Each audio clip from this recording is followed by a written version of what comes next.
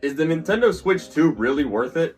This console released on June 5th, 2025 for $450. And so far, it's already got a pretty decent lineup of games like Mario Kart World, DK Bonanza, and Cyberpunk.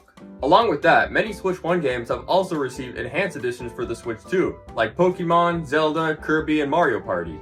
And it's backwards compatible with Switch 1 games. While many Switch 1 games show some improvements like higher resolution or faster loading, the reality is that most games really don't show too much of a difference.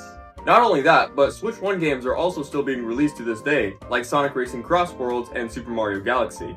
And they don't have Switch 2 versions for some reason. When you consider that Switch 1 games are still being released to this day, and the Switch 2 is a pretty expensive system, I'd say that if you already have a standard or an OLED Switch, maybe hold off on the Switch 2 purchase for now. On the other hand, if you're upgrading from a Switch Lite or if you're buying the Switch 2 as your first Switch, it actually makes a pretty good system.